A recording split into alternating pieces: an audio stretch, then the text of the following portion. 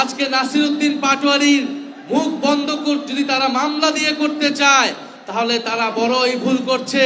আমাদের সাথে ইলেকশনে যে ইঞ্জিনিয়ারিং হয়েছে, ইলেকশনে ফলাফলে যে কারচুপি হয়েছে, তার প্রত্যক্ষ উদাহরণ জনাব নাসিরউদ্দিন পাটোয়ারি, জনাব সার্জিস আলম এবং আমাদের দিনাজপুর আহাদ ভাই, ওনাদের ফলাফলে কারচুপি করে ওনাদেরকে হারিয়ে দেওয়া হয়েছে। এছাড়া 11 জোটের নেতৃবৃন্দদের বিভিন্ন দলের এমপি প্রার্থীদেরকেও হারিয়ে দেওয়া হয়েছিল।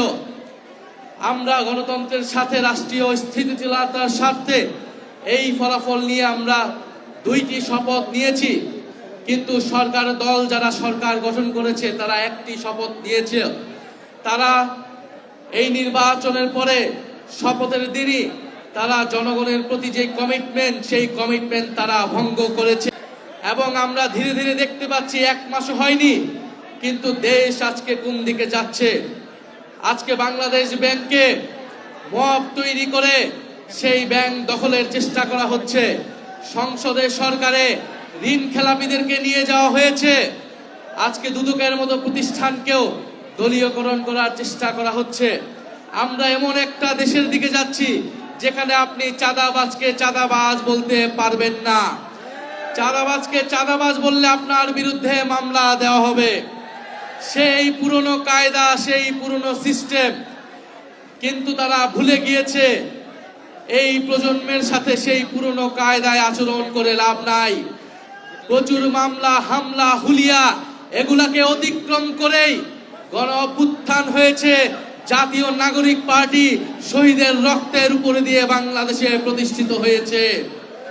ফলে যদি আজকে নাসিরউদ্দিন পাটোয়ারির মুখ বন্ধ যদি তারা মামলা দিয়ে করতে চায় তাহলে তারা বড়ই ভুল করছে। আজকে নাসিরউদ্দিন পাটোয়ারির বিরুদ্ধে যদি মামলা দেওয়া হয়, বাংলাদেশে শত শত নাসিরউদ্দিন পাটোয়ারি মুখ তৈরি হবে।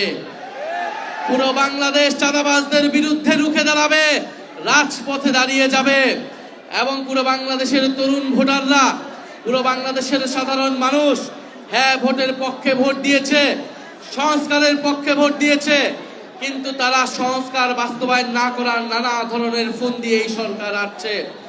তারা গণভোটের বৈধতাকে আদালতে নিয়ে যেয়ে প্রশ্নবদ্ধ করছে আদালতকেও এবং গণভোটকেও। আমরা আর অপেক্ষা করছি, যদি 12 তারিখ অধিবেশনে সংস্কার পরিষদ গঠিত না হয়, যদি সংস্কারের জন্য উদ্যোগ গ্রহণ না করা হয়, আপনারা আমরা যারা হ্যাঁ ভোট দিয়েছি, নিজেদের ভোটাধিকার, নিজেদের অধিকার রক্ষার জন্য আমাদেরকে আবারও রাস্তায় নামতে হবে।